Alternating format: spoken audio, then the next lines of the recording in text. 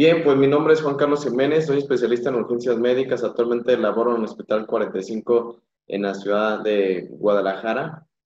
Soy presidente de este colegio, sean ustedes bienvenidos. Vamos a dar inicio a esta plática tan interesante que está haciendo que el mundo pues prácticamente haya hecho un giro. Actualmente cada vez vemos más muertes y de esto se trata de tratar de frenar esta pandemia. Vamos a hablar del escenario de neumonía por COVID. Sean ustedes bienvenidos. Bien, lo primero que vamos a comentar es que tenemos un caso clínico. Fíjense que hay un paciente que tiene 62 años de edad, quien acude al servicio de urgencias a la consulta externa. Primero fue la consulta externa, luego lo derivan, perdón, al servicio de urgencias, porque este paciente se iba a someter a un protocolo quirúrgico ya que tiene una hernia inguinal. En dicho lugar se le toma su electrocardiograma y lo envían pues con carácter de urgencias. ¿Por qué? Porque evidentemente el electrocardiograma no estaba normal. En el triage de urgencias marcan lo siguiente: 130-90, frecuencia respiratoria de 22, temperatura de 36.7, frecuencia cardíaca de 200, y ahí está el escenario en el cual nosotros pues prácticamente nos llamó la atención con una saturación de 92%. Entonces, cuando a mí se me presenta este paciente, esta es la imagen del electrocardiograma. Ahí tenemos un electrocardiograma de 12 derivaciones, donde se observa que el paciente tiene algunos datos de hipertrofia ventricular izquierda, pero más que nada su taquicardia. El paciente cursó con una taquicardia o mayor de 200 latidos por minuto y evidentemente es un paciente que debe ingresar a la sala de urgencias con esa frecuencia cardíaca. Por lo tanto, al paciente se le tuvo que pasar al área de choque a tratar y yugular su frecuencia cardíaca. Bien, antecedentes de importancia de este paciente: es un paciente que es crónico con una hernia inguinal, niega diabetes, niega hipertensión. Entonces, este paciente pasa al área de choque y lo conectamos.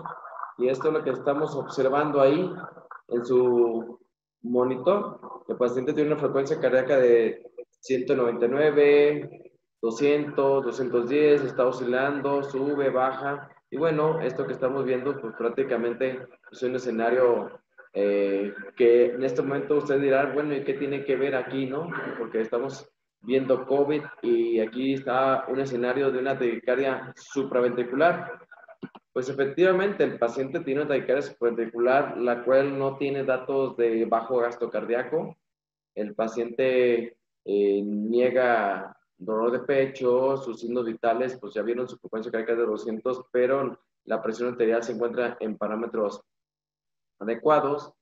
Y bueno, este paciente pasa al área de choque y se le da manejo inicial con adenosina 6 miligramos, el cual el paciente no responde, continúa con su frecuencia cardíaca de 200. Posteriormente se le dan 12 miligramos de adenosina y no responde el paciente.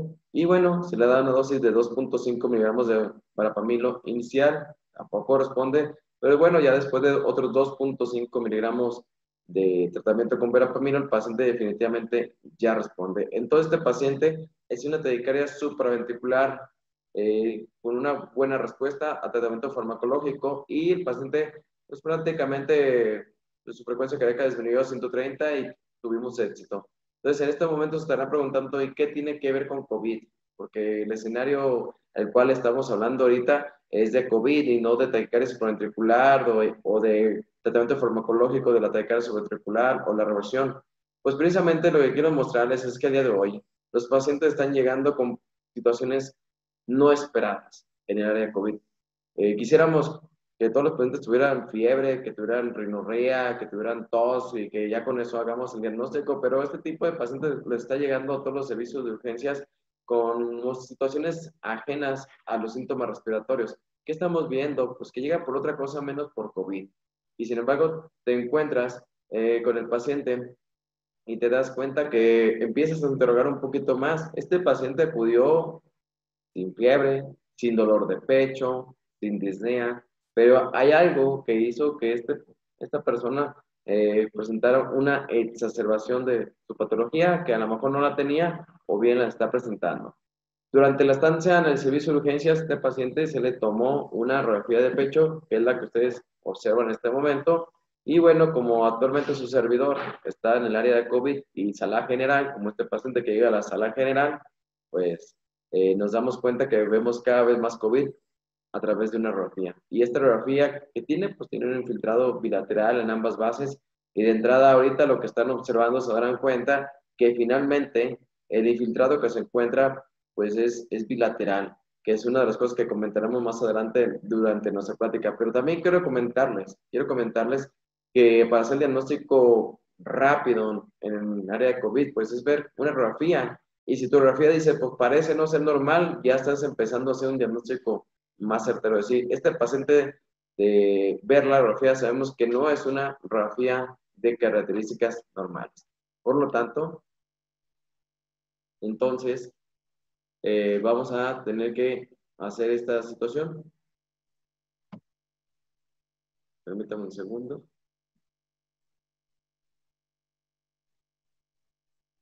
Y bueno, le tomamos una radiografía al paciente, el cual, pues prácticamente, ¿qué tenemos? Pero una biometría hemática, tiene leucos de 8.1, tiene hemoglobinas de 17, tiene lo que es unas plaquetas de 120,000 y dices, bueno, pues ya las plaquetas no están prácticamente normales y te empieza a llamar la atención, a este paciente le está ocurriendo algo y no es algo esperado. Por lo tanto, en este caso, vemos los tiempos, están normales y su química sanguínea es de 123 de glucosa con creatinina de 1.0. Entonces, en conclusión, que tenemos un paciente con una biometría hemática casi normal, pero que tiene plaquetopenia y sus linfos vemos, pues prácticamente los describimos como en parámetros normales. Entonces, este tipo de pacientes nos va a llegar muy frecuentemente a la sala de urgencias.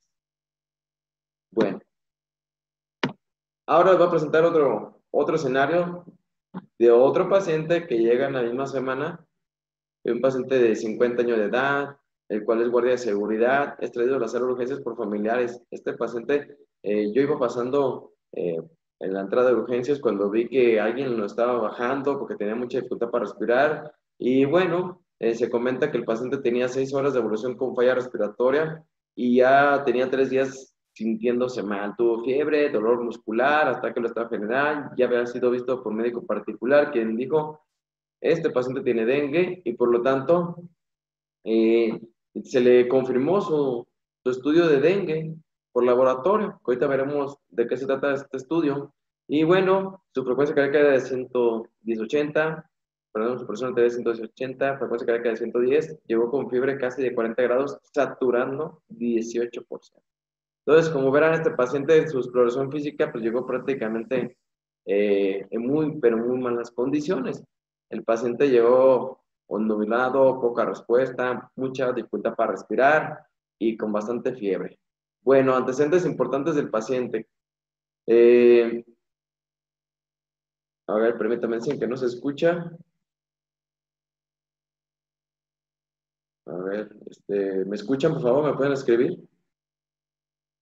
Dicen que sí escuchan, bueno, entonces a lo mejor es algo de su dispositivo, chéquenle, si tiene activada la bocina o subir el audio o de repente algo, pero parece que sí se escucha. Y bueno, entonces este paciente tiene hipertensión arterial y está tomando losartán, y eso sí nos llama mucha atención porque está tomando un fármaco que ahorita, pues, pudiera ser que complicara el escenario definitivamente el paciente de COVID, aquellos que consumen ARA2 o IECAS, más los ARA2 que los IECAS o en este caso los sartán.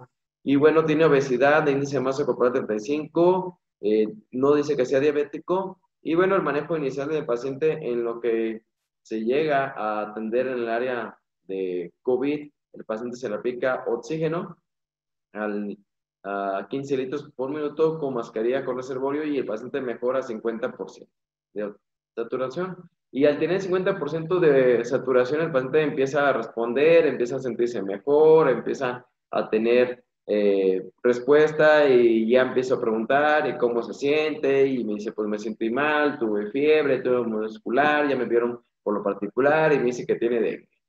Y evidentemente su servidor, pues ya con la experiencia que hemos tenido en estas áreas de COVID y estos meses, pues me dice, pues lo que tú tienes no es dengue, es un paciente que definitivamente tiene COVID.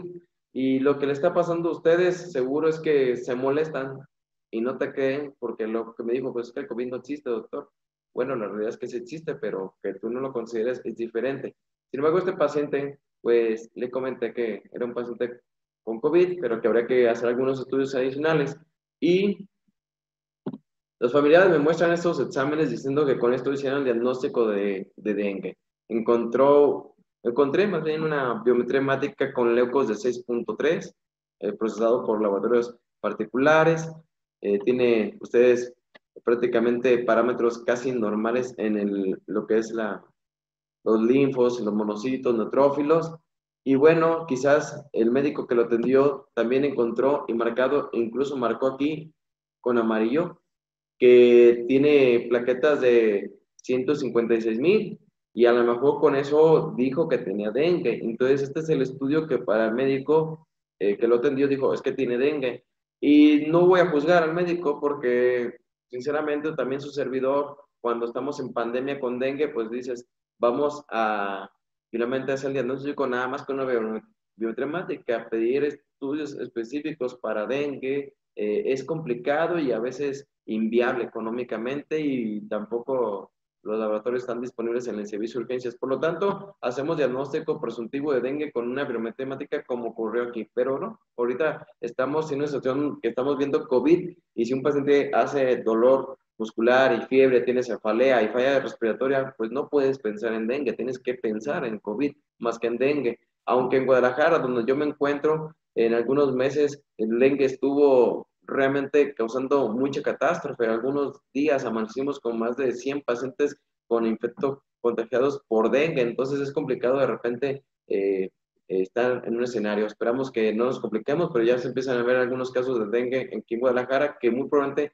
en el lugar donde ustedes trabajen, si trabajan en una zona de costa donde haya dengue presente, pues también van a presentar el famoso COVID dengue. ¿Qué quiere decir? Que van a confundirse con dengue y con COVID, porque ambos padecimientos tienen fiebre, dolor muscular, ataque al estado general, hacen plaquetopenia, pero más tarde decimos cómo hacer el diagnóstico o hacer la diferencial para que no se nos confunda, como ocurrió en este escenario. Pero bueno, este paciente saturando bastante bajo, se le tomó una gasometría. Dicen que ante urgencia, ante la pandemia no hay urgencia y es lo que tenemos que hacer. Hay que tomar medidas y ser muy precavidos. Finalmente, el paciente con saturación de 50%, el paciente mejora clínicamente. Y también quiero decirles en este momento que el paciente hace hipoxemia silenciosa. Los pacientes logran tolerar saturaciones muy bajas y su sistema neurológico está íntegro. Entonces, este paciente con 50% de oximetría, cuando antes este tipo de pacientes no pudieran estar prácticamente hablando, hoy en día con COVID lo pueden hacer. Entonces, sacamos dos parámetros importantes. Tenemos lo que es la presión arterial de oxígeno y tenemos lo que es la saturación del paciente y estos ambos divididos entre el FIO2 nos da un número. Esto se llama PAFI o bien SAFI, que son parámetros que el día de hoy funcionan para hacer un diagnóstico certero de COVID y que nos pueden orientar qué tanto lesión pulmonar existe en el paciente y qué tanto puede abordar o no este paciente de manera integral. Entonces, este paciente sacando relación de presión arterial de oxígeno con FIO2, antes llamado índice de Kirby, hoy le llamamos PAFI. Si el paciente tiene menor de 300, pues prácticamente estamos hablando de que un paciente está con una alarma o empieza a dar datos de lesión pulmonar. Este paciente tiene una relación de 71, o sea, prácticamente tiene una lesión pulmonar severa. Y saturando, el paciente llegó ya en ese momento que tomamos el estudio, 50% ya recuperado con la misma FIO2 calculado por la mascarilla, pues prácticamente te da un valor de 75. Y en SAFI ocurre lo mismo que PAFI, por menos de 300 nos está yendo muy mal. Bueno, por lo tanto, eso nos llamó la atención y nos hace orientar que el paciente tenga COVID. Y bueno, le tomamos su radiografía. Y esta radiografía es típica de un escenario de paciente con COVID, ¿ok? Entonces, en el paciente con COVID, definitivamente, este infiltrado bilateral es típico y ya tenemos el diagnóstico certero por clínica de COVID. Faltaba hacerle la prueba para hacer la confirmación, pero estamos en una sala de urgencias y tenemos que actuar y hacer el manejo. Entonces, este paciente se optó por dar manejo avanzado de la vía aérea y, bueno, entonces nos preparamos con equipo de protección personal como debe de ser. Estamos en un área de COVID y hacemos lo que es la manipulación de la vía aérea. Como ven, ahí está su paciente. Es un paciente con obesidad mórbida, el cual se le da manejo inicial de la vía aérea. Ahí está su servidor en la vía aérea, ahí está mi compañero apoyándome en el manejo de la vía aérea. Ahorita no es momento de hablar particulares de la vía aérea, más adelante en los siguientes días daremos una plática del manejo de la vía aérea, si ustedes gustan, pero ahorita pues vamos a decir que tuvimos que dar el manejo correcto de la vía aérea. A este paciente se le dio sedación, se le dio relajación y se entubó bajo videolaringoscopía.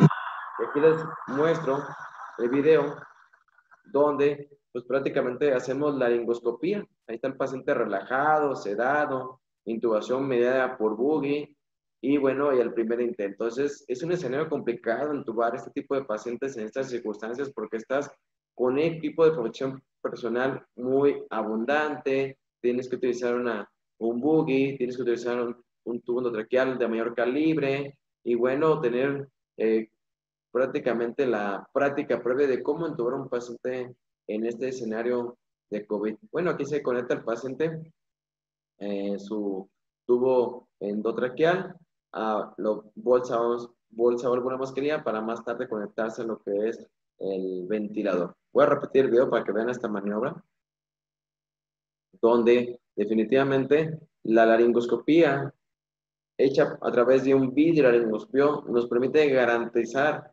hacer el tratamiento exitoso. Entonces, hoy por hoy, súper recomendado los videolaringoscopios, intubación al primer intento, es el éxito para poder llevar a cabo una intubación endotraqueal. Quiero comentarles que este paciente en la intubación tenía saturación del 50%, o sea, no mejoró tras hacer este procedimiento bastante. Entonces, bueno, ya se intuba y bueno, se conecta a la bolsa valvulosquería y a través de un filtro.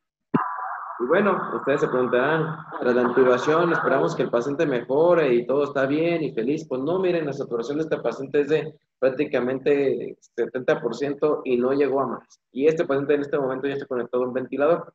¿Qué quiere decir? Que a pesar de lo que hagamos en la intubación y conectar un ventilador, el paciente ya tiene la lesión pulmonar establecida y por lo tanto, pues existe poca probabilidad de éxito en este tipo de paciente. Lo que sí podemos decir es que el paciente mide sus signos vitales, la presión arterial no se alteró tras hacer el procedimiento y su frecuencia cardíaca ligeramente se aumentó, pero es realmente poco. Bueno, ahora sí, ya viendo estos dos escenarios clínicos que estamos ustedes observando, pues quiero comentarles que el COVID es una enfermedad que se dio a conocer al mundo a finales, los primeros casos a finales de 2019, aunque pudiera haber sido que estos casos o estos pacientes se pudieran haber infectado meses previos y se dio a conocer al mundo en el 2019 a finales de diciembre. Es por ello que el nombre se llama COVID-19 porque se documentó de este virus a finales de este año. Y bueno, en el 2020, en los primeros días, empezó a dar información al resto del mundo que había existido un nuevo virus que ahora es denominado SARS-CoV-2, está afectando prácticamente todo el mundo y esto originado en el país de China, en la ciudad de Wuhan. Bueno, la causa de este virus ahora se sabe que es a través de un murciélago y un animal también que es el pangolín, que este es el transmisor, prácticamente es un humano, y ahora los afectados somos los humanos y probablemente el virus no les afecte o no hagan lesiones importantes en ese tipo de animales, pero siendo el humano realmente es un gran problema. Es un virus de cadena ARN, el cual es extremadamente pequeño, como todos los virus, y bueno, ahora, hoy por hoy, está generando una situación muy grave en el mundo. El mecanismo prácticamente para que este virus entre a las células está ligado a una enzima o los receptores de la enzima convertidora de angiotensina 2. Veremos más adelante que este virus trabaja en las células pulmonares de primera elección y bueno, utiliza prácticamente una proteasa TMPRSS2, la cual a través de esta proteína pues prácticamente agarra y toma toda la célula y empieza a trabajar y empieza a replicarse. ¿Ok? Los anticuerpos SARS-CoV, como otros virus parecidos, pueden llegar a generar cierta protección ante el SARS-CoV-2. Es decir, si alguien ya se enfermó de coronavirus por otro tipo de coronavirus, pues evidentemente pudiera tener cierta protección ante COVID-2, pero esto todavía sigue en investigación, pero se estima y se piensa que así está ocurriendo. Por eso a algunas personas, pues prácticamente la infección no les hace nada. Bien, entonces aquí tenemos la proteína marcada en esta fecha, que es la proteína Spike. Esta proteína definitivamente hace que tenga una comunicación a través del receptor de angiotensina 2, y una vez que llega y se agrega el receptor de angiotensina 2, se involucra dentro de la célula y empieza a hacer la replicación viral. Entonces, esta replicación va a generar lesión pulmonar, lesión a nivel miocárdico, lesión renal y respuesta inflamatoria sistémica, como veremos más adelante. Bueno, entonces aquí tenemos algunos mecanismos por los cuales pudieran dar respuesta a qué está pasando en el escenario con COVID, ¿verdad? Una de las cosas que se considera es que dentro de su fisiopatología hay una hiperactividad dentro de los macrófagos. Entonces, estos macrófagos empiezan a trabajar en gran cantidad. Empiezan a trabajar en gran cantidad, y esto está mediado por citocinas. Las citocinas son proteínas de señalización intracelular y avisan que prácticamente tenemos un huésped nuevo, y empieza a haber una respuesta inflamatoria local y posteriormente sistémica, y esto que más adelante explicaré puede ser el resultado de la catástrofe que sufre el paciente. Entonces, veremos que el paciente que tiene SARS-CoV-2 o COVID-19 tiene prácticamente una sepsis viral. Antes se sabía mucho sobre la sepsis bacteriana, pero hoy sabemos que tenemos la sepsis viral, y es la respuesta por la cual el paciente con COVID-19 pudiera llegar a generar esta muerte al paciente.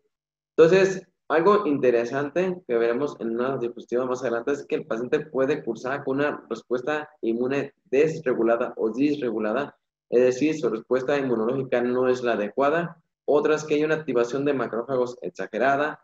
Otros escenarios, que hay una tormenta de citocinas, que también veremos más adelante. Y bueno, también la disfunción endotelial y la lesión de glucocáliz. Esta lesión endotelial o glucocáliz está muy relacionada con el escenario de las personas que tienen edad avanzada. ¿Qué quiere decir esto?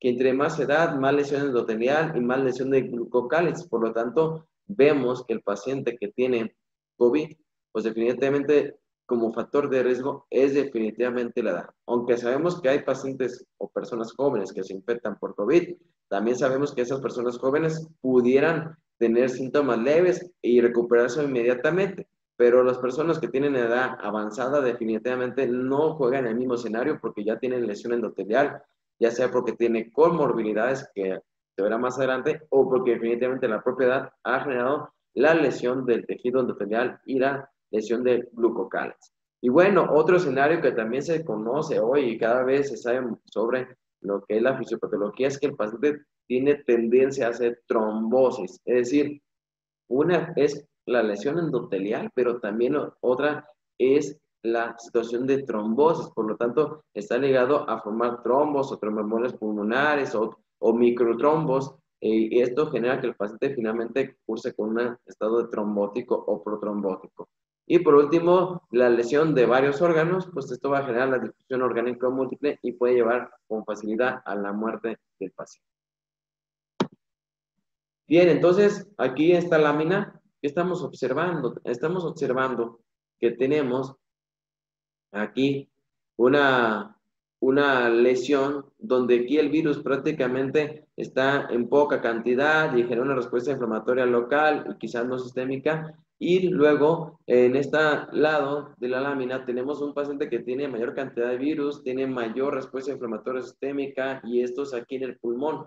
Por lo tanto, el pulmón va a generar una lesión pulmonar aguda. Y bueno, acá tenemos también el escenario de las trombosis, ¿ok?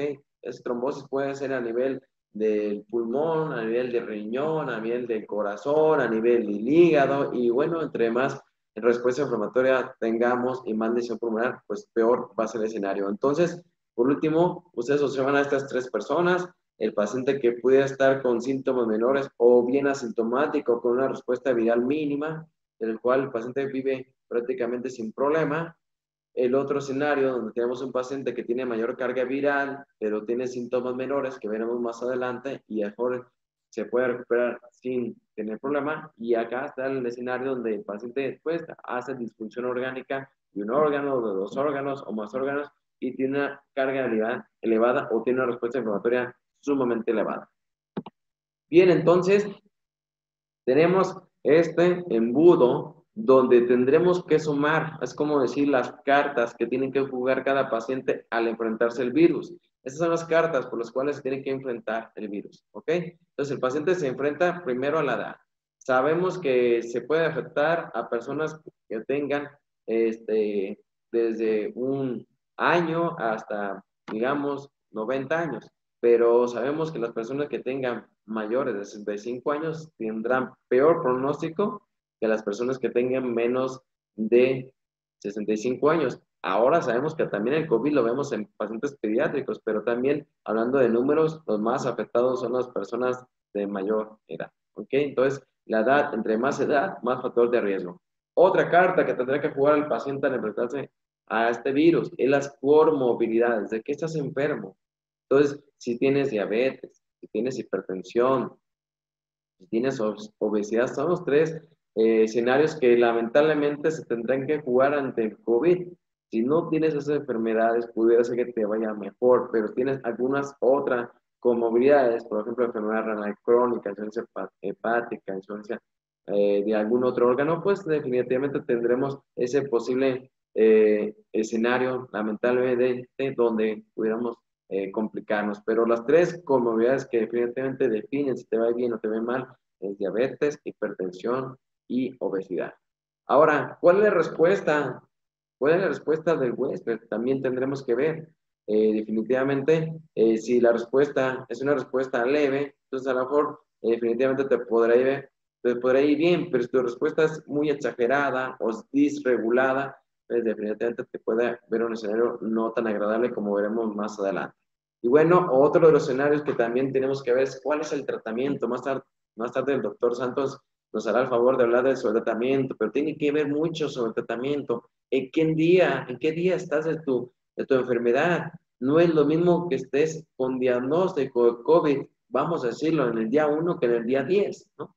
Aunque en el día 1 pues prácticamente estás asintomático, podemos decir, si tuvieras la posibilidad de saberlo, el día 1 pues si tú aplicas un tratamiento que evite que replique el virus, te irá mucho mejor. O si tú aplicas un tratamiento para que no haya tanta respuesta inmuno disreguladora, te irá mejor. Pero, ¿qué pasa si te esperas a que la enfermedad avance y que el tratamiento, pues prácticamente lo haces al día 10, al día 14, cuando ya todo está activado, se replicó el virus en su totalidad, existe una respuesta inflamatoria sistémica descontrolada? Entonces, estas son las cartas por las cuales cada paciente, el médico debe considerar qué va a pasar, qué va a pasar. ¿Tiene factores de riesgo? ¿Tiene edad? ¿Cómo está su replicación viral? ¿En qué día va? Y también cuál es el tratamiento ideal para el paciente. ¿Ok?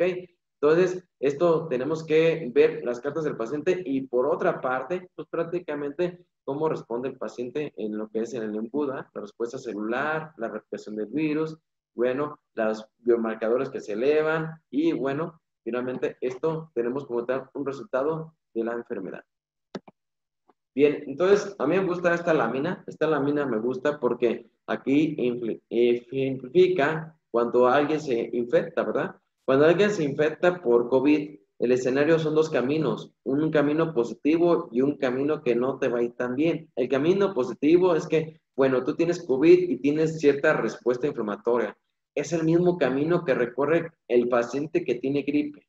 El paciente que tiene gripe y que finalmente logra sobrevivir la gripe tras 3, 4 días sin problema y hace su vida normal y quizás ni siquiera se dé cuenta que tenía COVID y la confundió con una gripe o bien que lo confundió con síntomas menores con otra enfermedad, pero bueno, pasó inadvertido y el paciente tiene su respuesta adecuada, está totalmente regulado, se equilibró su respuesta y el paciente pues prácticamente vive sin problema. Entonces, ese es el escenario que nos gustaría tener para todos los pacientes, donde el paciente pues, prácticamente se cura con y a pesar del tratamiento. Pero algunos pacientes no recorren este camino, recorren el camino de las líneas rojas, donde lamentablemente pues tienes una infección, la cual puede generar una hiperinflamación, y esta inflamación o tormenta de citocinas va a generar una respuesta inflamatoria sistémica severa, y también tendrás que considerar lo que es la respuesta catabólica. Entonces, al perder esta regulación de la respuesta inflamatoria y haber una respuesta hipercatabólica, pues puede llegar a la sepsis viral y llevarte a lo que es la falla orgánica múltiple, 1, 2, 3 órganos dañados. Sabemos que el principal órgano dañado pues es el pulmón, pero también se afecta el riñón, se afecta el corazón, se afecta el hígado, se afectan los vasos, y bueno, esto como tal tenemos ese camino desagradable. Entonces, una de las cosas que sí quiero comentarles, que les puedo expresar, es que lamentablemente cada persona es una moneda al azar aquí en COVID. Algunas personas, pues prácticamente están sanas, tienen 22 años, hacen ejercicio, tienen peso adecuado, pero su estado de hiperinflamación o su respuesta tan severa que hace ante el COVID, pues hace que el paciente tenga este camino tan desagradable. Es por eso que los jóvenes, pues no hay garantía de que les vaya bien. No hay garantía de si tienes 25 años y haces ejercicio, si haces tu peso, no tienes enfermedades. No hay garantía, porque va a depender de cómo respondas ante esta gente. Es por eso que ustedes también saben que hay personas que tienen 100 años y han sobrevivido a la pandemia del COVID. Van a decir, bueno, ¿cómo le fue a esa persona senil? ¿Cómo sobrevivió? Bueno, lo que pasa es que a lo mejor esa persona que tiene 100 años, pues su respuesta inflamatoria pues ni siquiera la presentó. Está tan deteriorado su sistema inmunológico que cuando llegó COVID ni siquiera hubo respuesta inflamatoria y pasó por una gripe y sobrevivió como si fuera cualquier otra gripe. Entonces, lo que quiero decir es que nadie tiene garantía en COVID, no hay una respuesta como tal que podamos predecir. Entonces, esto es una moneda al aire que no sabes cómo te va. ¿Ok? Entonces, los mecanismos de transmisión de este agente, pues el más frecuente es las gotas o el flux, a través del habla, a través del contacto con las mucosas. Finalmente, si tienes el virus en tus manos, llegas, te toca los ojos, tocas la boca, la nariz, tienes contacto con mucosas, pues definitivamente vas a generar la transmisión del virus. Por lo tanto, las barreras importantes del uso de cubrebocas es indispensable para evitar la transmisión de este organismo. También el contacto directo, porque lo podemos tener en la piel y estarlo pasando a una u otra persona, o también el fomite. Se ha visto que puede durar días estando en lo que es en la tela, en lo que es en el metal, en la madera, y bueno, definitivamente pues el virus sobrevive a muchas situaciones, incluso a muy altas temperaturas y muy bajas temperaturas. Por lo tanto, ¿qué viene para México? Viene para México, pues si llegamos a diciembre con COVID, definitivamente no va a ser un escenario agradable si no hay un tratamiento que pueda controlarse de aquí a que lleguemos a diciembre, porque la situación de la temperatura nos va a afectar. De por sí había neumonías virales importantes como influenza, ahora tendremos que lidiar con COVID, incluso se van a llegar a confundir los síntomas. Bueno, cuadro clínico. Cuadro clínico es variable de acuerdo a cada persona. Recordar que hay personas que cursan con síntomas menores y hay quien fallece este proceso. Y bueno, hay una situación de los portadores asintomáticos. Son personas que están contagiados, pero pues, no expresan ningún dato de la enfermedad. O finalmente, pues tienen el virus ahí en su organismo, hacen su vida normal, no tienen síntomas jamás, y entonces pues prácticamente están dispersando el virus. Hay otros pacientes que tienen manifestaciones graves, los cuales pues, llegan a falla renal aguda, a falla hepática, a lesión pulmonar, choque séptico y posteriormente la muerte. Entonces, pues si les preguntara que cuántas artículos saben que existen de COVID, pues más de alguno va a decir, doctor, yo en mi biblioteca tengo más de 300, ¿verdad? Y su servidor tiene más de 200 artículos ahí guardados. Entonces, definitivamente, aún a pesar de tener tantos libros y tanto artículo reciente y que todos los días sales y no hay capacidad definitivamente que alcances a leer tantos artículos, no hay información suficiente para decidir cómo detener esta pandemia. Entonces, hasta que no sepamos cómo detenerla, seguiremos viendo casos de COVID. Bien, entonces, ¿qué es un paciente con COVID con definiciones operacionales? Bueno, ahorita actualmente en la fase que estamos de la pandemia, pues prácticamente cualquier persona que tenga síntomas respiratorios como tos, fiebre, cefalea, datos de irritabilidad, sobre todo en pacientes pediátricos, porque pues prácticamente quizás tengan 2 años y no te van a dar, no te van a decir tengo cefalea, pero está llore y llore el niño. Bueno, pues esos pacientes pudieran dar datos clínicos de COVID. Y también en el caso de altragias, mialgias, odinofagia, dolor faríngeo, rinorrea, conjuntivitis, dolor torácico, o algunos otros datos que veremos más adelante, pues definitivamente el paciente puede entrar dentro de esta definición, aunque dentro de los síntomas más importantes a interrogar está obligado es que tengan o no tienen fiebre, o sea, la mayoría de los pacientes tienen fiebre, tienen síntomas respiratorios, ¿ok? Entonces, al tener estos síntomas, el paciente se vuelve sospechoso y es candidato a decirle que posiblemente tenga COVID. Hoy en día, lamentablemente, nuestra población, si dice que tiene COVID, se molesta y no le parece. Yo creo que todos hemos tenido ciertos altercados donde pues prácticamente la gente no quiere aceptar que tiene COVID, pero bueno, al final de la pandemia esto va a ser más entendible, pero por el momento todavía tenemos que lidiar esa situación. ¿Ok? Entonces, ¿qué es un caso confirmado? Bueno, caso confirmado es que le hayan hecho la prueba de COVID y haya salido positivo, es el caso confirmado. Entonces, la intención o lo bueno sería pues, que te hagan un examen en el primer día de síntomas y que ese día tengas tu examen, ¿ok? Y cada vez vemos que los exámenes se hacen más rápido, pero cuando inició la pandemia prácticamente tardaban de 4 o 5 días en darte un diagnóstico de si salía o no positivo, pero bueno, ahorita cada vez tenemos más disponibilidad del estudio y cada vez más laboratorios lo hacen. ¿Ok? Pero el caso confirmado de COVID es alguien que ya tiene su examen positivo. ¿Ok? Bueno, factores de riesgo en la población de México para COVID. Tenemos tres. Tenemos tres. ¿Ok? Eh, hipertensión, obesidad y diabetes. Estos escenarios son tristes porque mucha población de nuestro México tiene hipertensión y tiene diabetes cuando estos tienen más de 40 años. Entonces, estos tres factores de riesgo son los más importantes en México y también ser hombre es un factor de riesgo. ¿Qué quiere decir? Que le va a ir peor siendo hombre que siendo mujer, pero definitivamente si tienes hipertensión, obesidad y diabetes son factores de riesgo que se ha visto que está yendo muy, pero muy mal a los pacientes. Entonces, bueno, ¿cómo evitar el COVID? Bueno, pues si eres hipertenso, controla tu hipertensión. Si tienes obesidad, pues baja de peso, llega al peso ideal si es posible. Si eres diabético, pues controla tu diabetes para cuando estés frente de COVID, pues definitivamente tengan mejor escenario, aunque tampoco es garantía. Bien, ¿cómo hacemos el diagnóstico de COVID?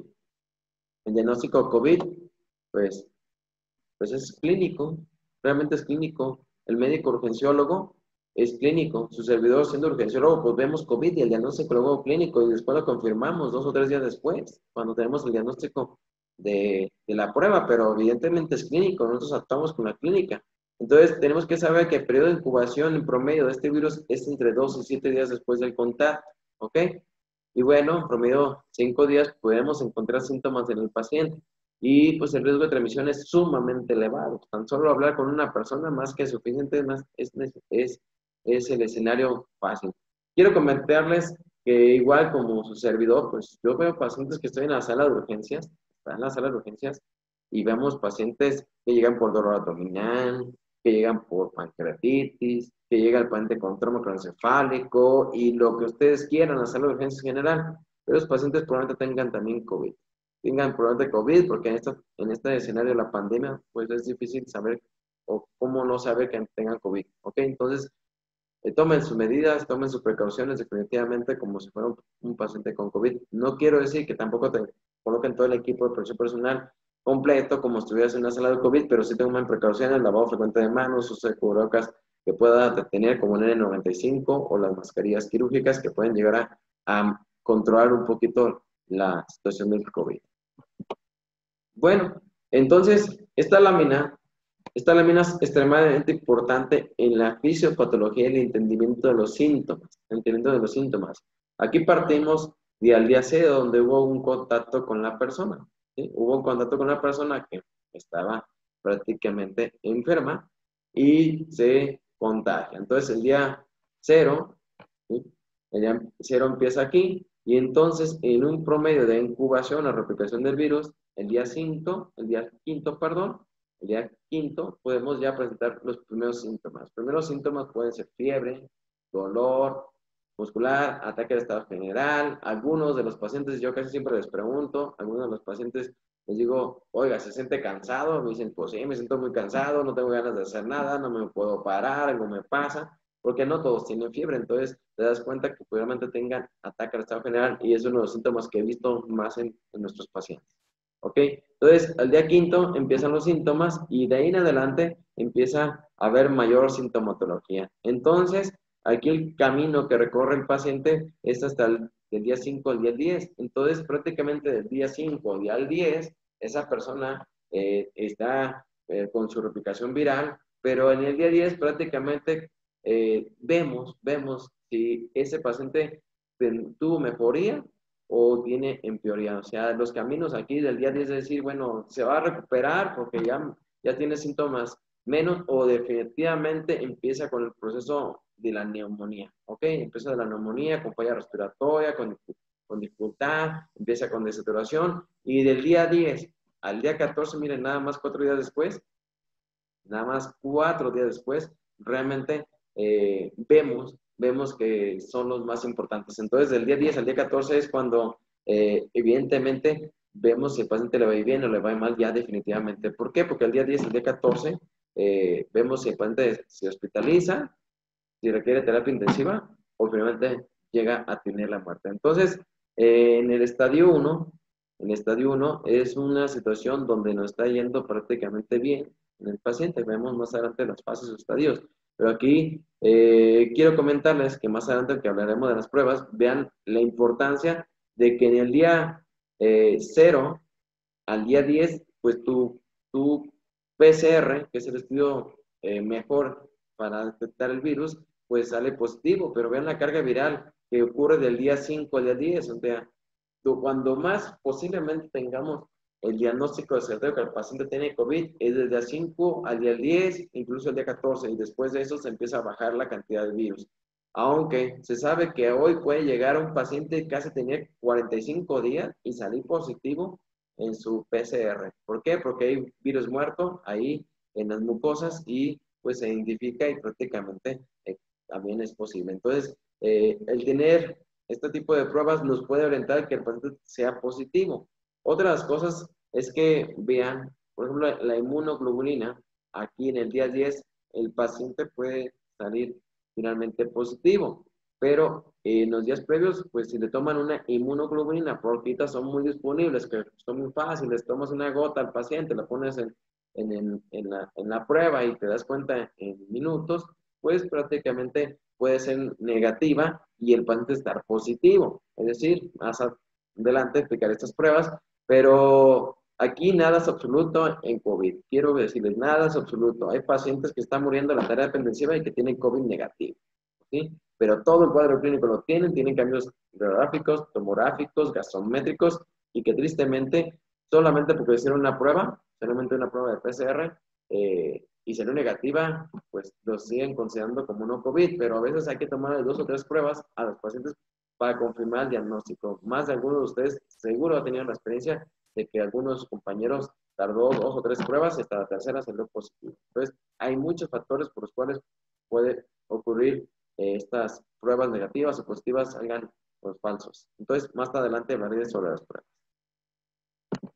Bien, fases. Las fases del escenario de COVID, ¿sí? Entonces, vemos el estadio 1 donde tenemos una infección prácticamente viral, perdón, una infección viral, estamos hablando de los primeros 5 días, empieza la replicación viral de manera importante, del día 5 al día 10, pues es el intermedio en el estadio 2, donde definitivamente podremos tener la opción de que el paciente se mejore o el paciente se empeore. Entonces, es el momento en el cual vemos su respuesta inflamatoria, su replicación viral, si tiene o no datos de neumonía. Porque los primeros días quizás estuvo con síntomas constitucionales, ataque de estado general, fiebre, diarrea, y bueno, algunos pacientes en estos días, sobre todo los primeros 10 días, sobre todo el día 8 a 10, tienen anosmia, que veremos más adelante. No detecta olores o tiene disgeusia, no detecta sabores. Entonces, es algo que en COVID debemos de buscarle, es decir, orientados ahí. Oiga, dejó de detectar olores, dejó de detectar sabores. Y bueno, nos vamos a dar cuenta, evidentemente, que la persona tiene COVID. Y bueno, si en ese momento le tomamos, en ese momento, en ese día, una biometría hemática, le encontraremos que tiene linfopenia, que tiene DHL elevada y aumento de dímero D. Si el paciente del día en promedio, vamos al día 10, al día 14, este paciente pues tiene datos de falla respiratoria, ya hay cambios radiográficos, la oximetría empieza a bajar, ¿ok? De tener un paciente normal 95, empieza a bajar a 92, 91, 90 y así poco a poco. Entonces, definitivamente ya no está orientando que el paciente ya tiene lesión pulmonar y ya acá, pues prácticamente ya tiene en la fase 3 una fase extremadamente inflamatoria. El proceso está prácticamente inflamatorio, donde tiene SIRA, tiene sepsis y definitivamente el paciente ya tiene la PCR elevada, DH elevada, troponinas incluso elevada porque hay daño miocárdico presente, alteraciones de las pruebas de coagulación y es un paciente que, bueno, aquí lo que no lo está matando es el virus, lo está matando su propia respuesta inflamatoria. Entonces, recordar, la respuesta inflamatoria es extremadamente importante en el manejo del paciente con COVID. Por eso cuando hablamos de tratamiento, pues es importante saber en qué día está el paciente para poder otorgar un tratamiento correcto, ¿vale? No todos responden igual. Entonces, de los síntomas más encontrados en el escenario con COVID, tenemos la fiebre, mira, 87.9%. 89.9% de los pacientes tienen fiebre, o sea, casi todos tienen fiebre y son fiebres difíciles de tratar. Les das paracetamol, 1 gramo cada 6 horas, hablando de los adultos, le das metamizol para bajarle la fiebre, le das quizás diclofenaco y no controla la fiebre, medios térmicos, entonces son muy, pero muy difíciles de tratar. Anorexia, como toda enfermedad viral, bacteriana, dejan de tener hambre, ¿no? Anorexia, pierden la alimentación, ¿ok? Tos seca, que es una característica, aunque hemos visto pacientes con tos con expectoración, pero en la mayoría es tos seca, astenia y dinamia, 38%, es decir, muchísimos pacientes se sienten cansados. A mí me ha tocado ver, pregunto, oiga, ¿usted se siente cansado? ¿Sintió? Y definitivamente dice, sí, me sentí cansado, un día de plano no me puedo ni parar, ¿ok? Y en los pacientes que son con síntomas leves, pues dicen, no, pues un día no me paré a trabajar, no fui a trabajar, y el otro día me sentí como si nada y siguió mi vida normal, ¿ok? Las expectoración está presente hasta el 33% de los pacientes y aquí va a haber un dato importantísimo, la diarrea. Muchísimos pacientes están llegando con diarrea y estamos haciendo malas valoraciones porque no consideramos que tengan COVID. Los pacientes pueden tener COVID. Su presentación clínica no son a veces síntomas respiratorios, pero son síntomas gastrointestinales. El paciente también se lesiona el intestino, tiene receptores ahí el COVID y por lo tanto termina con diarrea al paciente y pudiera finalmente confundirlos. La disnea, prácticamente cuando ya hay lesión pulmonar, se presenta mialgias, artralgias, es típico de los pacientes, son dolores musculares muy, pero muy intensos, incluso a veces difíciles de tratar, incluso se les da incluso opioides a los pacientes para finalmente controlar el dolor. Y síntomas generales, como todo paciente con rinorrea, vómito, hemotisis, inyección conjuntival, como cualquier otra infección. Entonces, en COVID, lo que quiero decir es que nada es absoluto, puede tener manifestaciones cutáneas que bien les quiero comentar que en la próxima semana tenemos manifestaciones cutáneas por COVID, un experto nos hablará sobre ello. Bueno, entonces, la neumonía es la manifestación clínica más importante en COVID, entonces mucho está enfatizado en nuestra práctica a la neumonía, porque prácticamente lo que está matando al paciente no es la falla renal aguda, no es la falla hepática o falla cardíaca, sino precisamente la neumonía, ¿ok? Entonces, se debe hacer el diagnóstico tan más pronto sea posible y valorar que finalmente el paciente tiene SIRA, sí, tiene algunos datos clínicos que veremos más adelante. ¿Ok? Por lo tanto, es importante hacer el diagnóstico clínico y también el diagnóstico a través de los estudios, de las pruebas, ya sea a través de inmunoglobulinas o bien a través de lo que es la PCR. Pero lo más importante, como médico urgenciólogo y quizás a lo que te dediques, es la historia clínica. Historia clínica, tienes a alguien que tiene síntomas de COVID, estuvo en contacto, no hubo la prevención necesaria, o hablando del profesional de la salud que somos, profesional de salud, bueno, pues está complicado que no te vayas a infectar porque pues, estás viendo pacientes, pues definitivamente es muy complicado que no lleves no te llegues a infectar. Se dice que al final de la pandemia todos vamos a estar infectados o todos pasamos por COVID. Es muy complicado. Estoy hablando de los profesionales de la salud, porque definitivamente si estás viendo todos los pacientes diarios, pues es probable que te llegues a infectar. Sería mejor que te infectes al final de la pandemia porque quizás tendrás un mejor pronóstico, quizás habrá un medicamento que resuelva a que te infectas en este momento, que el día de hoy no tenemos solución al COVID. Bien, entonces, bueno, entonces el COVID se clasifica en leve, moderado, grave y crítico. 4 escenarios del COVID ya en cuanto a las manifestaciones clínicas. ¿Sí? El leve, pues tiene síntomas mínimos. A lo mejor tuvo fiebre, ataque de estado general y se acabó, ¿sí? Y no tiene datos de dificultad respiratoria ni tuvo lesión que nos sugeriría neumonía. Y le toma sonografía al paciente y prácticamente su sonografía es normal. Entonces, el paciente leve prácticamente no tiene afectación pulmonar. Quiero decir que puede tener diarrea, puede tener vómito, puede tener ataque de estado general, pero no tiene finalmente lesión pulmonar. Entonces, el leve, pues todos quisiéramos que si nos enfermáramos por COVID, terminamos siendo leves. Y mejor, asintomáticos, ¿verdad? Pero algunos tendrán leve. Bien, el moderado, aquí ya empiezan los síntomas respiratorios. Entonces, si ya tiene síntomas respiratorios el paciente o tiene cambios ya radiográficos, definitivamente el paciente está en un escenario en el cual pues ya tiene una lesión pulmonar, ¿ok? Aunque quiero comentar, las lesiones pulmonares, a veces las lesiones pulmonares se ven en radiografía y el paciente no tiene ni un síntoma respiratorio, ¿eh? Entonces, a veces encuentras el diagnóstico a través de una radiografía. Más adelante hablaremos de radiografía. Y bueno, el grave, pues prácticamente ya tiene la neumonía bien establecido. Ustedes ven un parámetro internacional, número de frecuencia respiratoria, 30 veces o más por minuto. Definitivamente esto hace que tengamos el diagnóstico clínico de una neumonía, respiraciones 30 más por minuto, que el paciente desature, miren, como vías internacional, 93% o menos, ¿sí?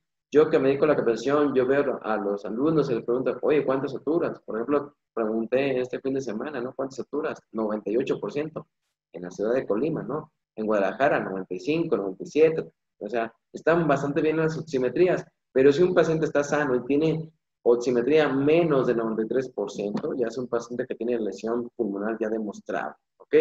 Otra de las cosas es sacar lo que es la presión arterial de oxígeno o bien lo que es la oximetría. Te divides entre la FiO2, ¿ok? Entre el oxígeno que tiene de aporte el paciente. Entonces, si esta relación es menor de 300, en ambas situaciones el paciente ya cursa con datos clínicos y de gravedad de la propia neumonía, ¿ok? Entonces, eso de la PAFI o SAFI es obligado el médico de urgencias que saque por lo menos el índice de uno u otro. Es decir, si no creemos que sea necesario tomar la gasometría, por lo menos debemos de considerar la SAFI, saturación entre FiO2. ¿Cómo obtener esta SAFI? Bueno, tienes el valor de la oximetría de tu paciente, de si tiene 95, y si el paciente no está con puntas nasales, pues lo ves entre 95, entre punto 21, que es el punto 21% al aire ambiental, y ese número te sale alrededor de 400. Entonces, esa relación de 400, 425, pues te va bastante bien. Pero si tiene menos de 300, nos vamos en un escenario realmente que el paciente se requiere hospitales. Se requiere hospitalizar porque ya tiene una lesión demostrada pulmonarmente. ¿Ok? Entonces, ¿a qué voy? ¿A qué voy? A que ustedes, pues a lo mejor no es necesario tomar tantas gasometrías. O si ustedes donde están trabajando, laborando, pues no tienen gasómetro, pues podemos, sí tienen un oxímetro y con el oxímetro pueden estar sacando esta relación frecuentemente en sus pacientes. Incluso Si tú vas a mandar a un paciente a su domicilio porque dices, definitivamente no requiere hospitalización, pues nomás le pides que esté en vigilancia con un oxímetro. Si tiene oximetría menor, pues que acudan nuevamente a urgencias. Entonces, pues hoy por hoy los oxímetros son muy necesarios en las casas de los pacientes. Bueno, entonces, aquel paciente que tiene una oximetría y empieza a deteriorarse, vamos a decir que tiene 93%, 92%, se ha visto que en 48 horas su lesión se vuelve una lesión catastrófica, es decir, tenía 93 y luego empieza a bajar a 80 y ahí en adelante. Entonces, promedio de haber bajado la oximetría del paciente en 2 días, veremos cómo le está yendo. Entonces, son pacientes que se requieren evidentemente hospitalizar y darle tratamiento inicial. El paciente crítico, pues prácticamente el paciente ya tiene la franca lesión pulmonar establecida, es un paciente que requiere ventilación mecánica, muy probablemente que está en estado de choque, y bueno, que el paciente requiere terapia intensiva, ¿ok? Ahorita vemos los porcentajes, pero son pues porcentajes importantes los que está viviendo actualmente el mundo, de estos pacientes que requieren una terapia intensiva. Entonces, del crítico también se subdivide en 3 fases, ¿ok?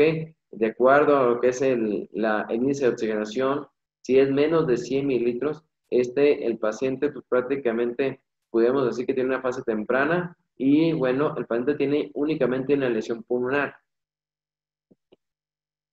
En la fase intermedia, el paciente pues bajó de 100 a 60, ¿ok? De 100 a 60, y este paciente pues, prácticamente tiene la lesión pulmonar y tiene posiblemente lesión a otro órgano. Y luego tienes aquel que está con menor de 60, definitivamente aquí el escenario, pues el paciente es poco recuperable. Aquí también se habla sobre la driving pressure, que es un parámetro de ventilación mecánica para determinar qué tan bien o qué tan mal le va a ir al paciente. Cuando la driving pressure en los pacientes prácticamente esté por menos de 15, entonces estamos en un escenario pues no tan adecuado. ¿Ok? En la fase tardía definitivamente el paciente está pues, en poca o nula probabilidad de recuperación. Ahora, ¿cómo hacemos el diagnóstico? Aparte de la clínica, pues aparte, pues tenemos laboratorio, tenemos que pedir un perfil metabólico, pH, química sanguínea, electrolitos si tú consideras, no es una receta de cocina, es cada paciente de acuerdo a la valoración. Que es un paciente crítico, estás obligado a tomar enzimas hepáticas, valoración de función renal, CK, CKMB, troponinas, porque el paciente con COVID hace también lesión cardíaca. También tiempos de coagulación, los pacientes hacen trombocitosis y también hacen discrasias sanguíneas. Y bueno, hay marcadores de inflamación como la elevación del dímero D, la presencia de ferritina elevada, proteína C reactiva, BCG elevada, interleucina 6 y DHL. Esos son los marcadores de inflamación, si están elevados, definitivamente el paciente pues, está cursando con un periodo de respuesta inflamatoria sistémica severa. Y bueno, obligatorio, todo es radiografía de tórax. No hay otro camino más rápido de recorrer para hacer el diagnóstico que es la radiografía de tórax, por eso hablaremos con cautela sobre la radiografía de tórax. Y también, si es posible y se tiene, pues una tomografía de tórax cuando viste cambios radiográficos. Bien, entonces las estadísticas a nivel internacional, pues prácticamente tenemos que alrededor del 80% de los pacientes van a tener síntomas leves o cursar prácticamente asintomáticos. Son pacientes que ni siquiera se van a dar cuenta que se infectaron por COVID. Una gripe, lo van a confundir, se sintieron cansados, tuvieron fiebre un día y el otro día se les quitó y estuvieron como si nada, ¿ok? El otro 13% son pacientes que van a generar una neumonía como tal y se consideran graves, que tienen altas posibilidades de recuperación y el 6% en promedio son los pacientes que requieren terapia intensiva. Aunque esto puede cambiar y variar de acuerdo a los países. A cada país no todo es igual. De hecho, el promedio aquí en México es alrededor del 10% de la mortalidad. Está extremadamente elevada y como vamos y como siguen las cosas, pues no nos está yendo bien al final de la pandemia. Ustedes saben los motivos, ¿qué puedo decirles? Saben los motivos, prácticamente la activación económica, el movimiento de todo este tipo de situaciones no controladas, pues hace que tengamos esa posibilidad de continuar con el virus presente. Bueno, entonces, tenemos aquí que la mayoría de pacientes se va a autolimitar con y sin tratamiento, ¿ok? Nada más estar pendiente de los síntomas. A lo mejor tienen fiebre o es un paracetamol nada más. En los casos leves les va muy bien, bastante bien. En los casos graves y críticos son pacientes que requieren tratamiento hospitalario y que, bueno, su promedio de recuperación es de 3 a 6 semanas. Y quiero decirles que de los casos graves y casos críticos que se recuperan, muchos terminan con lesión pulmonar por los próximos meses. Quiero decirle, ¿por qué? Porque hay un tratamiento que tendrán que abordar después del hospital para mejorar su función pulmonar. Como esto es nuevo, pues no sabemos cómo nos vaya en los próximos años. Bien, entonces, en promedio, el paciente se considera que pudiera cursar grave cuando el día 6 ya tiene disnea, cuando al día 8 ya tiene necesidad de hospitalizarse porque tiene una disnea y tiene datos francos de neumonía, y se dice que al día 10 prácticamente el paciente que le fue muy mal, pues termina en ventilación mecánica o con la necesidad finalmente de ingresar a terapia intensiva y someterse a ventilación mecánica.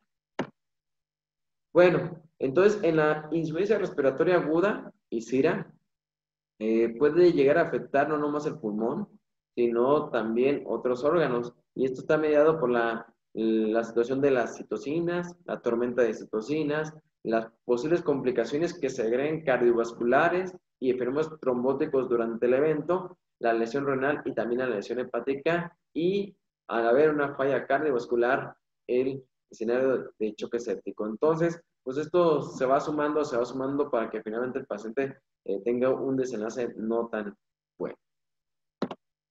Entonces, la principal complicación del paciente el día de hoy por COVID es la complicación de la falla respiratoria. El índice de mortalidad prácticamente alguien que ya tiene una neumonía considera grave es del 50%, es decir, le está yendo mal o le va a poder ir muy mal al paciente, ¿ok? Factores asociados a que te vaya mal en la neumonía, pues la edad avanzada, la presencia de pH elevado y la elevación del dímero D. Bueno, entonces el SIRA, que no hablaré con mucho detalle, pero el SIRA, que veremos en una clase especial de síndrome de insuficiencia respiratoria aguda, es una situación donde hay una lesión pulmonar de origen no cardiogénico, es decir, se empieza a congestionar el pulmón y no es la causa como tal el propio corazón. El corazón está bien, está funcionando bien, pero el paciente está haciendo una lesión pulmonar. ¿Ok?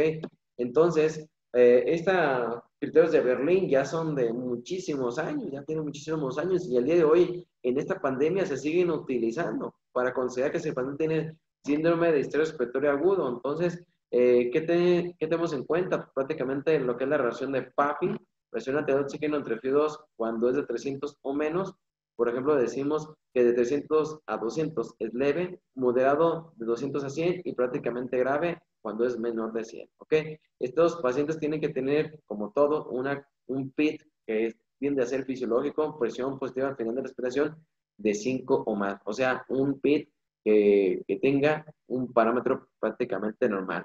Para poder definir esta situación de SIRA, pues tiene que haber también cambios radiográficos y que no tengan una lesión prácticamente cardíaca al paciente. Tiene lesión exclusivamente pulmonar. Y bueno, entonces, esto se le va a generar cierta puntuación al paciente para poder determinar si le va bien o si le va mal, y vamos a utilizar ciertas escalas que veremos más adelante para poder dar este diagnóstico con más seguridad. ¿Ok? El paciente que cursa con datos de sepsis, ¿ok? Tiene la respuesta inflamatoria sistémica y a esto se agregó el choque séptico, un paciente que requiere de vasopresores para poder mantener una buena presión arterial media, entonces, pues esto genera una situación de mayor gravedad. Entonces, el choque séptico se presenta hasta en el 5% de los casos que tienen COVID, ¿ok? Y como les comenté, se requiere hacer el diagnóstico con los pacientes los cuales requieren vasopresores para poder mejorar su presión arterial media mayor de 65. El paciente está hipotenso y no va a responder a volumen, y bueno, cuando la lactato esté por arriba de 18 miligramos por decilitro. Para algunos otros valores es mayor de 2 milimols por litro, ¿ok?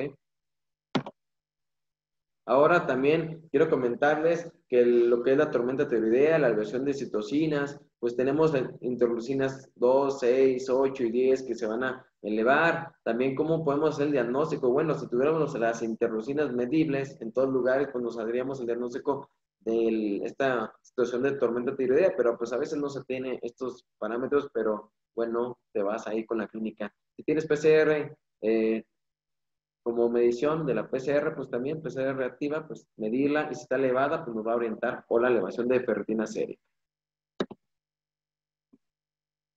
Bueno, entonces, estos criterios que se llaman RICTAC, estos criterios nos pueden hacer el diagnóstico para ver si el paciente tiene una respuesta inflamatoria y que incluso lo puede llevar a un estado protrombótico. La elevación de dímero D, la elevación de ferritina, que el paciente tenga una disnea de mayor progresión, que tenga una hipoxemia que no se mejora con la aplicación de oxígeno. Esto se llama hipoxemia silenciosa, el paciente que prácticamente llega, como están viendo los escenarios, de saturaciones menor de 80 y no tiene datos francos de dificultad respiratoria, que lo precipita a estados protrombóticos y en estado de shock. Bien, entonces, la intención que también deben considerar es que pues no todo es COVID, ¿verdad? Habrá ciertas infecciones virales que nos lleguen a confundir, por ejemplo, influenza o neumonías bacterianas que se comportan muy similarmente porque tienen fiebre, tos, expectoración, disnea y de estatura. Pero bueno, para eso tendrías que tomar radiografías, tomar en cuenta la biometría hemática y también considerar pues el estudio definitivo. Bueno, el estudio de laboratorio, como les comento, el estudio de laboratorio hay dos maneras en este momento de hacer el diagnóstico. Una es identificar prácticamente el virus y la otra es que el paciente genere anticuerpos. Entonces, la intención y la mejor manera de saber es a través de la PCR RT, que es la transcriptasa reversa. La transcriptasa reversa, si se identifica el virus, pues prácticamente sabes que, bueno, ahí está el virus, ¿ok? El problema es el costo y que bueno, se requieren cierta cantidad de pruebas para procesarse y dar como tal un diagnóstico más tardío. Por ejemplo, aquí en Guadalajara la prueba, por ejemplo, yo como trabajo en el hospital, anda saliendo entre 1 o 2 días en mi hospital IMSS en la prueba de PCR y ya nos dan el resultado en 1 a 2 días y máximo 3 en promedio en el día hoy en pandemia. ¿Ok? Entonces, pues pudiera ser muy rápido, ustedes se puede hacer en 2 a 4 horas, pero como les comento, de repente tienen que tomar cierta cantidad de muestras para procesarse al mismo tiempo y dar, obviamente, el aprovechamiento a los equipos, pero pudiera ser en 2 a 4 horas, sería muy viable si nomás hubiera una sola muestra. ¿Ok? La otra situación, pues sería encontrar prácticamente la presencia de inmunoglobulinas, la cual te da una respuesta muy rápida, son unos minutitos, 15 minutos y ya prácticamente tienes tu estudio, ¿ok? La presencia de anticuerpos, que hoy por hoy es más económica que la otra, ¿ok? Anda entre 1.300, 1.500, 1.800, depende del lugar, pues se está utilizando, ¿ok? Pero lo que sí tienen que saber, el médico que pide estas pruebas o la persona que la solicita o la persona que la compra para saber, es que bueno, pues no a todos les va a salir positiva, vean. La inmunoglobulina M, ¿sí? Se puede detectar dentro de los primeros 10 días, ¿ok? Pero realmente dentro del día 5 al día 10 es cuando más inmunoglobulina podemos encontrar, ¿ok? La inmunoglobulina G, que es la inmunoglobulina de memoria, entonces, pues prácticamente la vamos a encontrar después de la infección. Estamos hablando de a lo mejor del día 14 en adelante. Entonces, estas pruebas, pues no sirven para a veces al diagnóstico en lo agudo. La inmunoglobulina M, ¿sí? ¿Sí te sirve? ¿Sí te sirve? Pero si tú tomas esta prueba, por así decirlo, y a 15 días después, pues la vas a encontrar negativa porque ya no hay inmunoglobulina, ¿sí? La inmunoglobulina G es la ideal para saber si un paciente tuvo COVID, Por ejemplo, un profesional de salud, si alguien quiere saber si tuvo COVID, tendrá que hacer la prueba de inmunoglobulina G. Entonces, con esto, quiere decir que los niveles de anticuerpos aumentan cuando la carga viral disminuye. ¿Por qué? Porque es una respuesta. Es una respuesta de anticuerpos al virus. Entonces, no va a la par. O sea, primero hay infección viral y después empieza a haber una respuesta inflamatoria. Ahora, las sensibilidades de estas, pues, no son tan buenas. ¿Qué más quisiéramos tener 100%? Es decir, pues salió inmunoglobulina M positiva o elevada o presente, pues ya estamos haciendo el diagnóstico, pero lamentablemente se van a dar cuenta que muchos pacientes pues salen negativas, ¿no? Pues ya le hicimos la prueba y salió negativa. ¿Qué quiere decir? ¿Que no tiene COVID? No, no quiere decir que no tenga COVID. Sin embargo, salió negativa. Eso quiere decir que tendrías que esperar a ver la evolución del paciente y tomarle una inmunoglobulina después o confirmarla con una PCR. Pero hay muchas situaciones por las cuales la PCR puede salir negativa. Por ejemplo, que esté mal tomada la muestra, que no esté la temperatura adecuada, que el hisopo no se haya introducido adecuadamente, que se haya lesionado el equipo, infinidad de situaciones que finalmente, pues prácticamente hacen que el paciente no tenga un diagnóstico certero. Por lo tanto, recomendar incluso tomar más muestras si es viable, si están disponibles y si ustedes están con ese diagnóstico, ¿ok? Entonces, COVID es clínico, muchachos, definitivamente. La detección de anticuerpos se indica en las situaciones cuando el paciente tiene síntomas de más de 7 días. Dice, pues ya tengo como 14 días con gripa y no se me quita, ¿será COVID? Pues claro, tendrás que hacerte un examen para definitivamente saber si es COVID o tengas otra cosa, ¿ok? Se recomienda cuando el paciente tiene una PCR que dice que es negativa y tú sigues con el diagnóstico de decir, bueno, te parece que es COVID, el paciente está comportado como COVID, entonces le tomo pruebas de anticuerpos o finalmente en los casos de estudio, por ejemplo, si a todos los trabajadores de servicio de urgencias quieres saber quién ya tiene memoria de COVID, pues tendrás que hacer este tipo de pruebas que son más económicas, pero ahí nos daríamos cuenta si alguien ya tuvo COVID, ¿ok? Pero bueno, es también pues generar un gasto enorme de equipos y de reactivos. Pero bueno, de repente las empresas sí lo están haciendo. Bueno, las escalas de gravedad pronósticas en el caso de la neumonía, ok, tenemos muchas escalas diagnósticas para decir si el paciente se va a comportar bien o se va a comportar mal en la neumonía, ok. Entonces, tenemos, por ejemplo, esta escala que es PSI, esta escala de índice de severidad de neumonía toma en cuenta la edad del paciente, toma en cuenta lo que es la mortalidad, para decirle que también que también le va a ir con la frecuencia respiratoria, presión arterial, los signos vitales que llegó el paciente. Y bueno, entre más alterados estén, pues prácticamente los signos vitales, entre más fiebre tenga el paciente, entre más respiraciones tenga el paciente, entre más factores de riesgo como la enfermedad cerebrovascular, renal o hepática, pues más puntos tendrás y más mortalidad. Esta escala no es nueva, no es por COVID, esta escala ya tiene muchísimos años, entonces este índice se ha utilizado por muchos años, pero también se puede aplicar para ver cómo nos puede ir en el paciente que tiene una neumonía por COVID. Ahora, como comenté, aquí este índice de neumonía toma en cuenta si es hombre, si es mujer, si tiene una neoplasia, si tiene cáncer, si tiene falla cardíaca, si tiene prácticamente los signos vitales alterados a la llegada de la valoración del paciente.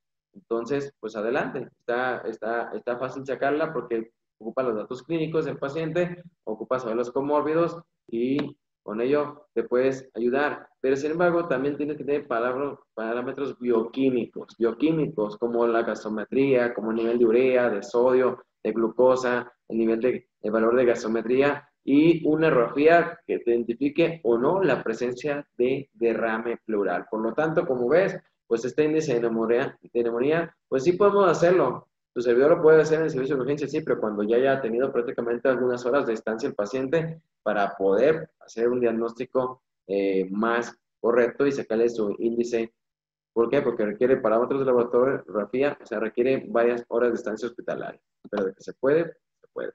Una sencillita y que se hace en el servicio incluso de triage, ¿sí? Siempre y cuando tengas el nivel de urea rápido, ¿ok? O en la primera hora de atención, es el CUP65. Esta también escala, pues no nueva, ya tiene muchísimos años y también funciona para COVID. Entonces aquí toma en cuenta si el paciente está confundido. Si un paciente está confundido, pues prácticamente tiene hipoxemia cerebral y eso te habla que el escenario no es nada bueno.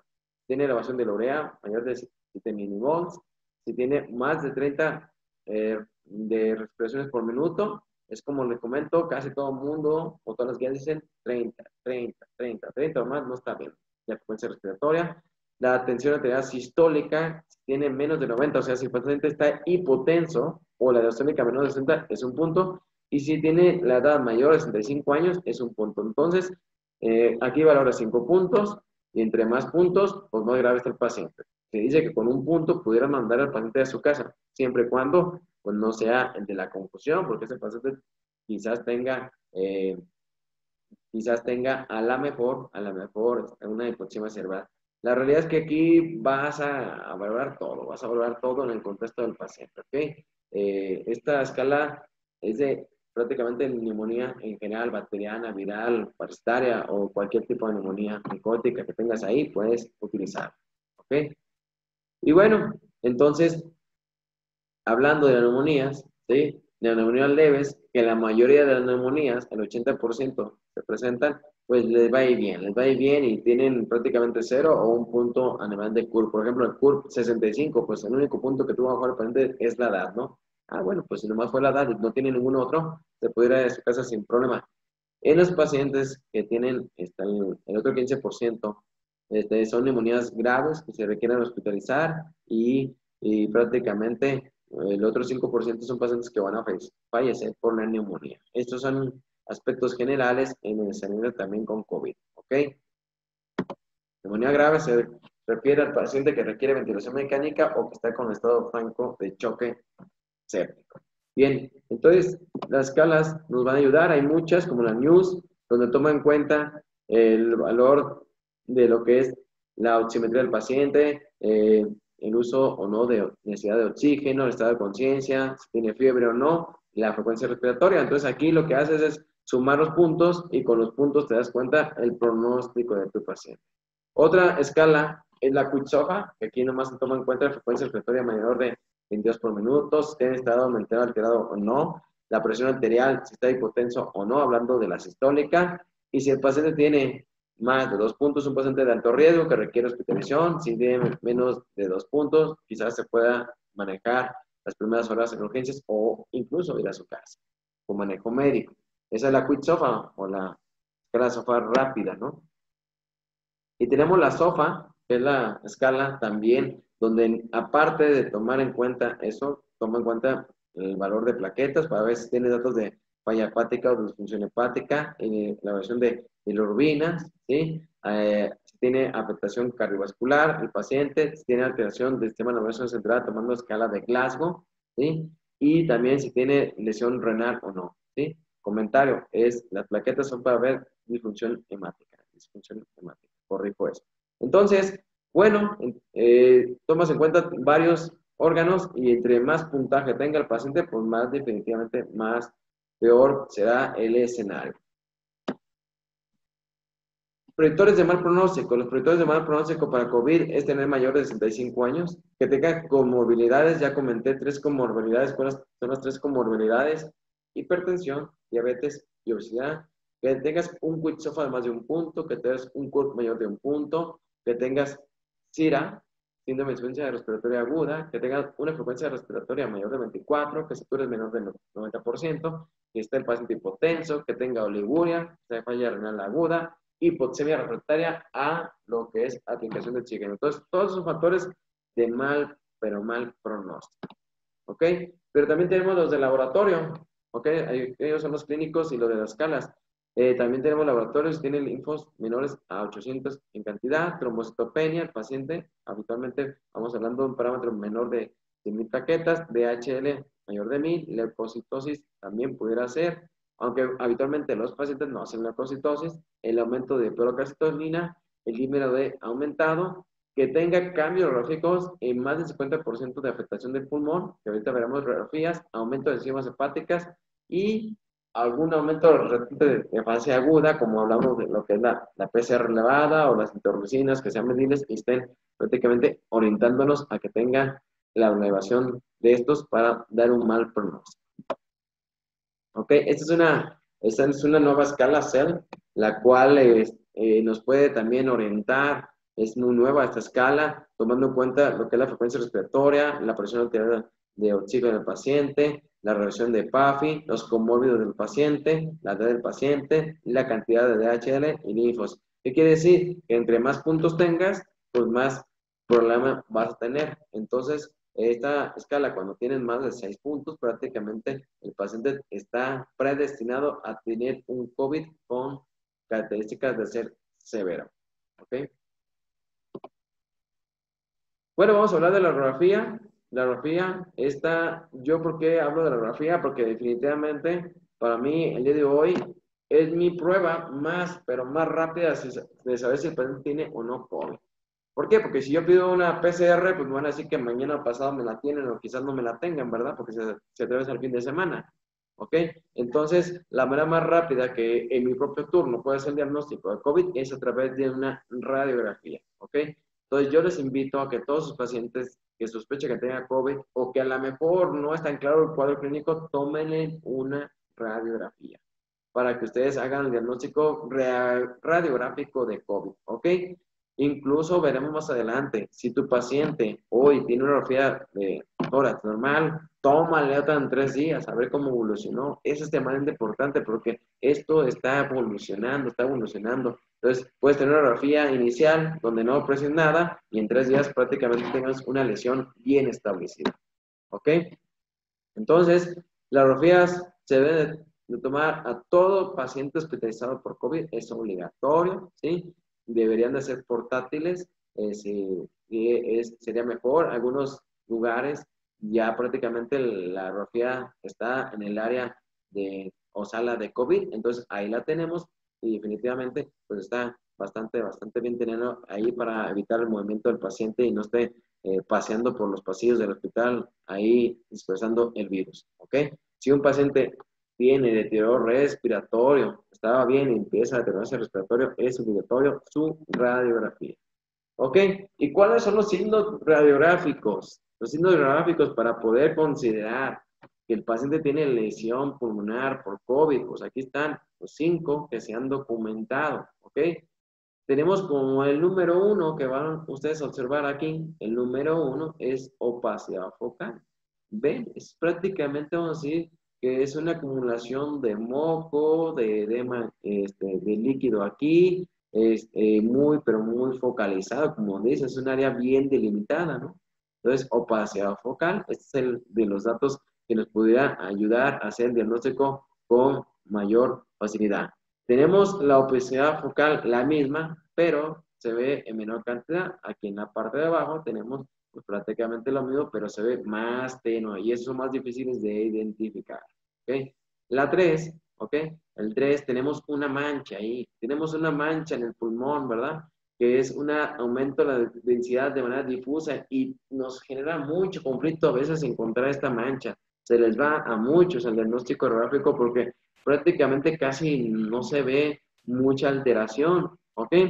En la 4, pues tienes aquí lo que es el intersticio, ¿ok? El intersticio prácticamente es donde está un alveolo con otro, en ese espacio, y se llega a acumular edema, se llega a acumular moco y se ven esas líneas, y bueno, puedes llegar a hacer el diagnóstico visualizando esto, ¿ok? Y en el 5, pues prácticamente, pues tienes una combinación de todo, o más de algunos de estos. Entonces, los pacientes con patrón alveolo intersticial focal o difuso, pues tienen una combinación de los previos, ¿ok? Entonces, vamos a ver algunas radiografías, vamos a ver un promedio de unas 200 radiografías ahorita para que ustedes hoy en la noche vayan a descansar y sepan muy bien cómo hacer el diagnóstico radiográfico por COVID, ¿verdad? Entonces, aquí tenemos una consideración, ¿ok? Esto lo pueden hacer dividiendo en 3 segmentos, porque unas literaturas recomiendan aquí que se divida prácticamente en 3 tercios para poder hacer el diagnóstico o ver la lesión del paciente con COVID. Entonces, tenemos los 3 tercios, podemos dividirlo así de manera imaginaria. Entonces, vamos a ver las radiografías. Vean esta radiografía que aquí está marcado aquí está marcado, aquí en la flechita azul, es una opacidad focal, miren, tiene una opacidad focal. Entonces, si yo les pregunto, ahorita en este momento, y ven la radiografía, ¿es una radiografía normal? Tu respuesta debe decir, no, no es una radiografía normal. Entonces, si no es una radiografía normal, entonces ya empezamos a ver que no está bien. Entonces, vemos esta radiografía y definitivamente aquí tiene una ocupación alveolar que está aquí delimitada. Bueno, a mí me preguntan muchas veces, porque ahorita en un momento yo les voy a dejar mi número celular, porque de repente me preguntan, oiga, doc, considera que esta radiografía es de un paciente que tenga COVID, me mandan la imagen y me mandan una radiografía tomada con un celular. Y también deben de considerar que los celulares pues, están bien avanzados. Entonces, la imagen o la fotografía que están tomando a veces no es tan ideal. ¿Por qué? Porque si toman una alta gama celular, pues prácticamente el celular acomoda la imagen como quiere, ¿no? Entonces la quiere ver muy nítida y te acomoda los colores y sinceramente les digo por experiencia que a veces yo les digo, pues parece que sí, pero voy y veo la radiografía ya en impresa o bien voy a la pantalla ideal, que es la donde se tomó y resulta que no tiene lo mismo. Entonces hay que tener mucho juicio de repente porque no se vayan con todo, porque ese tipo de radiografías se pueden llegar a confundir y pasar como normales en una imagen tomada con un celular. Bueno, entonces lo que es la opacidad acá más tenue, ¿sí? En este sitio más tenue, pues definitivamente puede pasar inadvertido, ¿va? Pero vean cómo ya se empieza aquí también a formar un poco de intersticio. Entonces es raro encontrar nada más una sola lesión, o sea, tienen más lesión. Vean cómo aquí en lo que es en la parte del bronquio tiende a hacer un poquito de engrosamiento, ¿ok? Pero ahorita estamos orientados a vernos. Esta tiene opacidad focal difusa, ¿ok? Esta tiene opacidad focal difusa. ¿Qué quiere decir? Que vamos a ver prácticamente lo que es el número 3. O sea, vemos como si tuviera una mancha, ¿no? Como si tuviera una mancha. Aquí le llaman como imagen de vidrio despulido. Es una imagen así como que está muy opacada, como que se te empañaron los lentes y no ves bien. Entonces, ahí prácticamente estamos viendo una imagen considerable de una opacidad tenue, ¿ok? Una opacidad tenue. Y bueno, el aumento de la densidad, ¿sí? Se ve aquí más, aumento de la densidad de manera difusa, aquí en estas líneas, vean cómo ya se ve el pulmón bien delimitado aquí, sus líneas, y cómo puede llegar hasta casi al final. Entonces, este intersticio se empieza a generar inflamación y se puede llegar a ese diagnóstico. Incluso vea cómo aquí ya tiene una mancha, ¿verdad? Aquí ya tiene combinación de aquí ya tiene una mancha que tiende a consolidar. Entonces, pues ya la radiografía tiene varios cambios, no nomás es uno, ¿ok? Ya tiene varios cambios. Y bueno, el patrón intersticial ya como tal, donde hay mayor cantidad, tiene una imagen ya de empedrado, como si ustedes estuvieran caminando ahí por las calles empedradas, ¿ok? Las empedradas tienen una imagen de empedrado, donde ya existe mucho más ocupación alveolar. Entonces, definitivamente esta es una imagen donde el paciente tiene un patrón intersticial. Estos pacientes ya tienen una lesión pulmonar muy clara, muy clara. Incluso es radiográficamente y clínicamente. Tiene que tener alteraciones en su oximetría. Y este paciente, pues no se diga, ¿no? No se diga porque prácticamente es la imagen más típica de vidrio despulido, donde ya prácticamente tiene un patrón intersticial, aquí tiende a consolidar, acá también, ¿no? Pues prácticamente el paciente tiene una ocupación alveolar difusa, todo su pulmón está sumamente dañado y me imagino que este paciente anda a andar unas oximetrías de 50 o menos, creo que tiene bastante lesión. Ok, entonces aquí pues tenemos una combinación ya de todo. Okay, tenemos patrón intersticial, tenemos lo que es el patrón alveolo, ¿sí? Alveolo aquí como la manchita aquí que se logra ver. Ok, aquí vean cómo sus bases ya no son limpias, no se está entrando aire, o sea, siempre existen las bases. El patrón radiográfico es de abajo siempre hacia arriba, es de abajo hacia arriba, así está afectando el COVID, empieza de las bases y luego empieza a subir. Entonces, así empieza el COVID. Entonces, imagínense un paciente que ahorita llegó hace 5 días y hoy ya está totalmente ocupado y la primera radiografía estaba prácticamente normal. Entonces, en conclusiones, ¿ok? Esa de las 200 radiografías no se crean, no son 200 radiografías, serán un poquito menos. Y bueno, definitivamente, pues puedes considerar que puede haber afectación unilateral o también bilateral en COVID, pero habitualmente siempre va a ser bilateral, ¿ok? Es una aproximación diagnóstica, es una aproximación diagnóstica. Nada está aquí concluyente en COVID a nivel radiográfico, ¿ok? Entonces, es una aproximación, ¿ok? Lo que ya sabemos que si tienes afectado 2 pulmones, los 2 escenarios, y va de las bases hacia arriba, te sugiere más, pero más probabilidad. Y a esto agregado a los síntomas, pues definitivamente te va a ir bastante bien, ¿ok? Cuando el paciente no es concluyente, pues prácticamente una radiografía que pues no dices, pues no parece nada bien, ¿no? No te concluye definitivamente algo, ni es intersticial, no es difuso, no es focalizado, ¿ok? Entonces, la situación también de tomar una radiografía en el paciente con COVID es a ver, porque puedes tener otros tipos de infecciones, ¿no? De repente al tomar una radiografía y como nos ha tocado, pues parece COVID, pero resulta que tiene un derrame pleural, el derrame pleural por falla cardíaca, o el paciente le documentamos un tumor, o definitivamente es una neumonía bacteriana, o alguna otra cosa, pero no es COVID, ¿ok?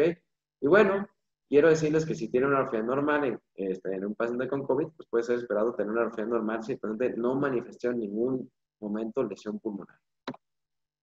Está la escala de Ervin. Esta escala de Ervin toma en cuenta lo que acabamos de ver, que vimos que si tiene 1, 2 lesiones, si tiene un lado, tiene 2 lados, si tiene en las bases, a medias, en los ápices. Bueno, entre más puntos, pues más lesiones, pues va sumando, y entre más puntos, pues más lesionado está el pulmón. Entonces, si el paciente no tiene lesiones, pues la escala de Ervin sería de 0 puntos. Si el paciente tiene 1 de 3 lesiones, por lo menos en un sitio de un campo, pues les damos un punto. Si tiene 3 lesiones en varios campos afectados, entonces pues prácticamente le damos 3 puntos, y si es bilateral y van sumando las lesiones, pues puede llegar hasta 6 puntos. Entonces, son escalas las cuales te van a dar un posible diagnóstico de acuerdo a las lesiones, ¿no? Si tienes un 0 a 1, pues prácticamente 1, 2, 3, perdón, 0, 1, 2 es leve, moderado 3, 4, 5, 6, 7, 8 severo. Entonces, entre más lesión pulmonar,